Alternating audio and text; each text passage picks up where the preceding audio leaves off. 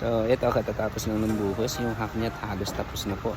So rest period ito for snack time for about 30 minutes and then balik ulit sa trabaho. Ito po yung snack natin. Ang tawag natin dito ay first name. Ito po yung banana corn na tinadtaran po ng karne ng baka and some of its skin. At commonly, hinahaluan po ito ng dugo ng baka. Okay, back to work tayo.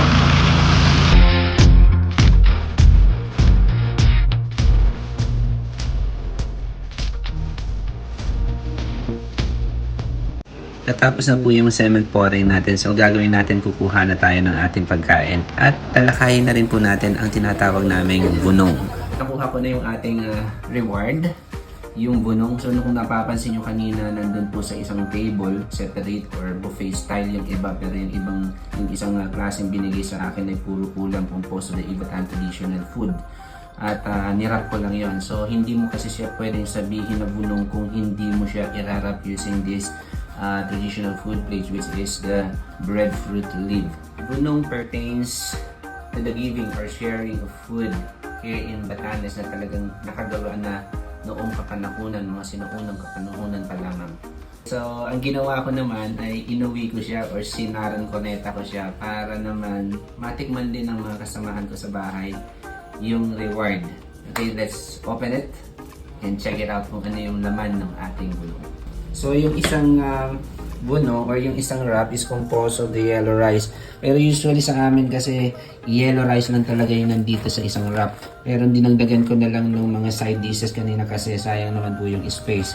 And the other one is yung puro ulam, mga Ivatan traditional food. Composed of uvid, which is the banana corn. Ito po itinagtad, kasama din po yung mga pork, gano'n. Tapos ito meron tayong beef steak, the Ivatan traditional way of making beef steak. At may adobo. At dito sa kabila kanina meron tayong the Ivatan way of making the what's so called the dinuguan. We call it sinaga. Ito po siya. So let's start eating. So sa amin kinakamay namin ito. And also the little bit. Super nice, super sarap. Sana matry nyo ito pag nagbatanes kayo. Meron din kasi tayong mga restaurant na talagang nag-o-offer ng ganitong pagkain. Hanggang dito na lang po yung ating video today. Please follow and share para po sa mga susunod na video na gagawin natin. And of course, this is Sunny again, your Ivatan tour guide.